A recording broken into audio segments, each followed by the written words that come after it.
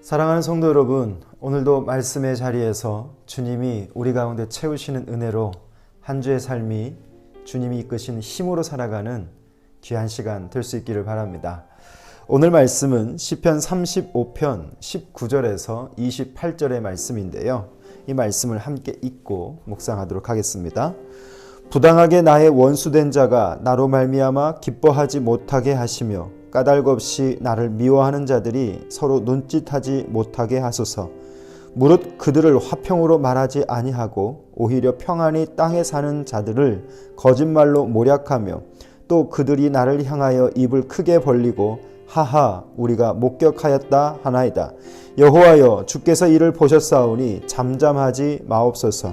주여 나를 멀리하지 마옵소서. 나의 하나님 나의 주여 떨치고 깨셔서 나를 공포하시며 나의 송사를 다스리소서. 여호와 나의 하나님이여 주의 공의대로 나를 판단하사 그들이 나로 말미암아 기뻐하지 못하게 하소서.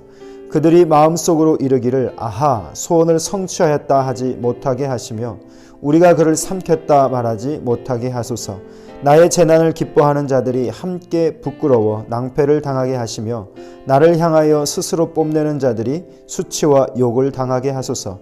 나의 의를 즐거워하는 자들이 기꺼이 노래 부르고 즐거워하게 하시며 그의 종의 평안함을 기뻐하시는 여호와는 위대하시다 하는 말을 그들이 항상 말하게 하소서. 나의 혀가 주의 의를 말하며 종일토록 주를 찬송하리이다. 아멘. 오늘 이 35편의 후반부는요, 배신한 불의한 증인들 그리고 곧 원수들을 재판장이신 여호와께서 공판하실 수 있기를 호소하면서 이 시편은 기록되고 있습니다. 자, 그런데 오늘 이 시편을 우리가 이해하는 방식이 좀 중요할 것 같은데요. 다윗은 그 인생 중에서 참 많이 억울한 일들을 경험하게 되죠. 그 많은 억울한 일들 속에서 특별히 자기의 아들로 인해서 억울한 일을 당하게 됩니다. 압살롬으로 인해서 쫓겨남을 당하는 일을 경험하게 되는데, 문제는 오늘 우리가 이 본문을 바라볼 때 다윗이 말하고 있는 억울함 속에서 그 억울케 하는 자에게 어떻게 하나님께서 해주시길 원하는 감정이 그대로 묘사가 되어 있습니다. 문제는 이런 말씀을 바라보면서 우리도 우리 안에 있는 억울함 그리고 우리를 억울하게 하는 자들을 향해 이런 식으로 감정이입을 해서 성경을 읽으려고 할 때가 참 많이 있는데, 그것은 바로 성경을 아전인수격으로 해석하는 겁니다.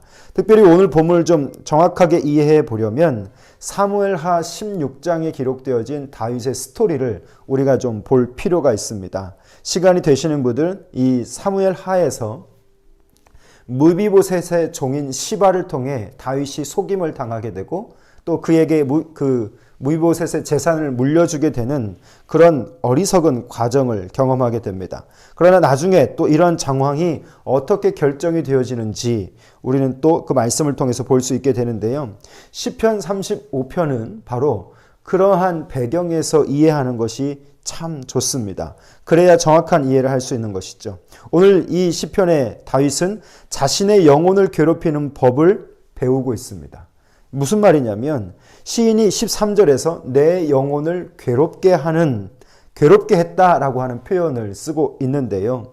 문자적으로 이 자신을 어떻게 했냐라고 하면은 가난하게 스스로 만들었다라고 합니다. 자발적으로 가난에 임하게 하고 자발적으로 스스로를 고통스럽게 했다는 것이죠. 하나님께서 자신의 억울함을 읍소하는 것이 아니라 자기 자신을 한없이 가난하게 만드는 일, 그리고 그것을 통해서 오늘 그가 하나님 앞에서 기도를 하게 되고 그 기도 속에서 하나님을 확신하게 되어지는, 그리고 악인의 추락을 보면서 기뻐하고 즐거워하는 일, 그것이 전부가 아니라 억울한 일을 당했을 때 하나님께 드리는 탄원의 그 시간, 그리고 그 정의를 이루는 것, 그것이 어떻게 이루어지고 있는지를 오늘 우리의 본문에서 설명해 주고 있습니다. 우리는 살면서 여러 가지 억울하고 원망한 일을 많이 당하게 되겠지만 그 가운데서 우리는 우리 자신을 하나님 앞에서 한없이 가난하게 만들 수 있는 그런 수고가 좀 필요합니다. 그런 법을 좀 배워야 되는 거죠. 다윗은 오늘 하나님의 정의가 내 자기 만족으로 이루어지는 것이 아니라 바로 하나님의 주도권 안에서 정의로운 사람으로 섰을 때, 그리고 그 정의로운 사람이 되어짐으로 하나님의 그 일하심이 나타나는 것을 보게 됩니다. 다윗 그리고 무비보셋 그리고 무비보셋 종인 시바에게서처럼 어떤 다윗은 그 억울함의 상황을 폭력으로 다스리지 않고요. 그 안에서 평화로 그 어려움의 억울함의 상황을 다스립니다. 우리의 의로움이 평화를 만드는 것이 아니라 하나님의 정의가 우리를 평화롭게 만들어가는 것이죠. 다시 말하면 오늘 여러분 시편을 35편을 다시 보시면 부당하게 나의 원수된 자가 나로 말미암아 기뻐하지 못하게 하시며 까닭없이 나를 미워하는 자들이 서로 눈짓하지 못하게 하소서. 다윗이 지금 자기의 마음을 그대로 표현하는데 이러한 상황을 그가 경험하면서 결국 그들에 대한 처리를 그가 하는 것이 아니라 그가 하나님 앞에 온전히 서 있어서 그들과 관계 속에서의 평화는 하나님이 이루어 가신다라고 하는 거죠. 사랑하는 성도 여러분, 오늘 이 본문은 우리로 하여금 참 많은 것을 생각하게 만듭니다. 특별히 성경의 정확한 이해가 없이는 이 말씀이 우리 가운데서 달리 이해될 수 있기 때문에 여러분 이 말씀을 잘 구별해 보시면 좋겠습니다. 오늘 본문을 통해서 우리는 하나님을 어떤 하나님으로 정의할 수 있을까요? 22절과 23절 말씀을 보면 하나님은 모든 것을 보고 계십니다.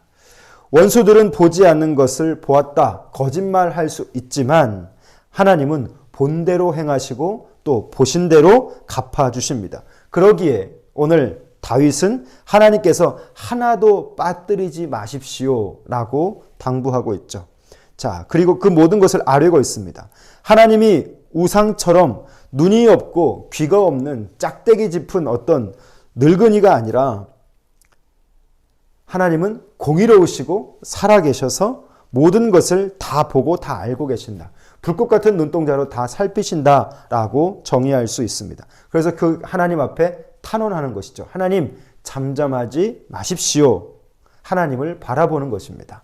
자, 그리고 하나님을 또 한번 정리할 수 있는 것은 26절에서 28절 말씀이에요. 하나님이 모든 것을 갚아 주십니다. 다윗은 위대하신 하나님께 자신의 무죄를 탄원하다가 오늘 한 발 더 나아가서 원수들이 그 치욕을 당하기를 구하고 있죠. 행한 대로 당할 것이고 심은 대로 거둘 것입니다.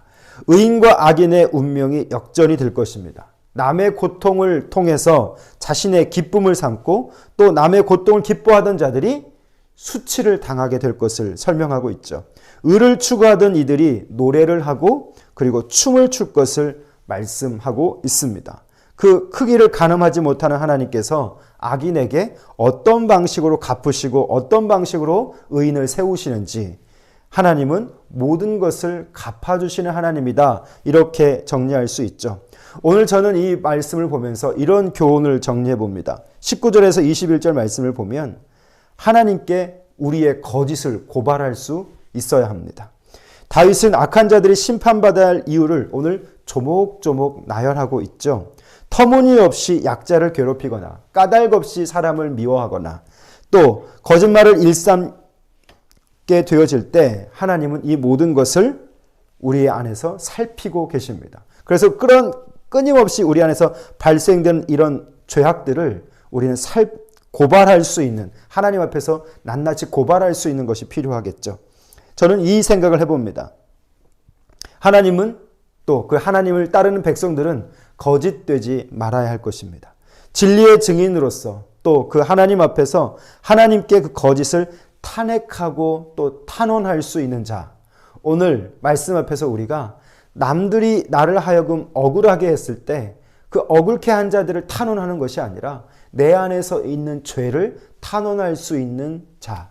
그 자가 하나님과 또 나와 또 누군가의 관계 속에서 평화를 이뤄갈 수 있는 관계가 되는 것이죠. 자, 그리고 또 24절에서 25절 말씀을 보면 하나님께 탄원할 것뿐만 아니라 하나님께 정의를 요청하는 겁니다.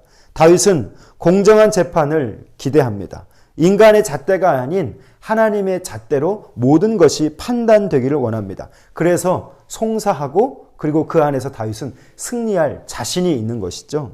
악인은 잠시 이기는 것 같아도 결국 이기지 못하고 패하게 될 것입니다. 악인은 그 소원이 이루어져 가는 것 같아도 그들의 소원은 무너지고 의인의 소원이 열매를 맺게 됩니다. 그러면 우리로부터 어떻게 이 모든 것을 회복시키고 이루어갈 수 있는가? 오늘 나로부터 그 정의가 이루어져야 합니다. 나로부터 쉼없이 하나님께 정의로운 삶, 또 정의로운 자로서의 그 선택을 할 수 있어야 되는 것이죠. 그래서 오늘 우리가 하나님께 요청할 수 있는 건 하나님, 나에게 하나님의 정의로운 판결을 내려주십시오. 할 만큼 온전한 삶을 살 수 있어야 하는 것입니다. 오늘 우리 공동체가 하나님 앞에서 선으로 갚아주실 때까지 그런 이 땅에서의 삶을 살 수 있는 자들이 될 수 있기를 바라고, 오늘 우리 성도들도 이 말씀 속에서 억울한 일을 당했을 때 하나님이 어떤 분이신지를 기억하고 그 하나님 앞에서 내가 서 있고 또 나로 하여금 억울하게 하는 자들을 향해 내가 스스로 무언가를 해 나가는 것이 아니라 하나님께 탄원하면서 또한 그 하나님의 주시는 평화를 누릴 수 있는 매개가 되어야 되는 것이죠. 오늘 다윗은 그런 삶을 살았고 그 삶을 우리에게 보여주고 있습니다. 사랑하는 성도 여러분, 오늘부터 시작되는 저와 여러분의 삶 속에 이러한 평화의 은혜가 주어질 수 있기를 바랍니다. 오늘 말씀은 좀 쉬운 듯 하면서 어렵습니다. 주일의 말씀 그리고 오늘 이 월요일의 말씀을 연결하셔야 되고요. 또 아까 제가 드렸던 그 다윗과 무비보셋 그리고 그 시바의 종, 그 무비보셋 종의 이야기를 좀 이해할 수 있다면 오늘 본문은 우리에게 더 큰 묵상을 허락해 줄 것입니다. 사랑하는 성도 여러분, 오늘부터 시작되는 우리의 삶 속에 하나님 앞에서 온전하게 또 정의롭게 살아갈 수 있는 귀한 한 날 될 수 있기를 주님의 이름으로 축복합니다. 기도하겠습니다. 살아계신 우리 아버지 하나님, 오늘도 우리가 말씀 앞에 서게 하시니 감사합니다. 오늘 시편 35편의 말씀을 통해서 하나님이 어떤 분이신지를 생각해 봅니다. 우리의 모든 것을 보고 계시고 원수들은 보지 않는 것 같아 거짓말하고 속인다 할지라도 하나님은 본대로 행하시고 갚아주시는 하나님이신 줄 믿습니다. 하나님, 오늘 그런 하나님 앞에 다윗이 빠뜨리지 않고 다 아뢰는 것처럼 오늘 우리도 하나님 앞에서 탄원할 수 있는 자가 되게 해 주십시오. 오늘 내가 억울함을 당함으로 나를 억울케 하는 자들에게 하나님 그들을 탄원해달라고 요청하는 것이 아니라 하나님 그들과 평화할 수 있는 넉넉한 마음을 허락해 주시기 원합니다. 하나님이 모든 것을 갚아 주시기에, 하나님이 불꽃 같은 눈으로 지켜보시기에, 하나님은 잠잠하지 않을 것이기에 오늘도 우리가 하나님을 바라봅니다. 모든 것을 갚으시는 그 하나님 앞에서 오늘 내 자신의 죄를 바라보며 내 거짓을 하나님께 고발하는 이 시간이 되게 하시고 하나님 앞에 정의로운 자로서 살 수 있게 하시며 정직한 자로 살 수 있는 은혜를 허락하여 주시옵소서. 내 자신을 바라볼 때 인간의 잣대가 아닌 하나님의 기준으로 나를 바라보게 하시고 하나님 그 안에 서서 오늘도 나를 통해 우리를 통해 우리가 살아가는 이 터전 속에서 하나님의 정의를 이뤄가는 그러한 자들 될 수 있도록 인도해 주옵소서. 예수님 이름으로 기도합니다. 아멘. 사랑하는 성도 여러분, 오늘부터 시작되는 한 주의 삶, 여러분 하나님 앞에서 정의로우시고 내 기준으로 나를 바라보지 않고 하나님의 기준으로 나를 살피심으로 말미암아 여러분의 삶이 이 한 주 동안 정의로워질 수 있기를 주님의 이름으로 축복합니다. 감사합니다.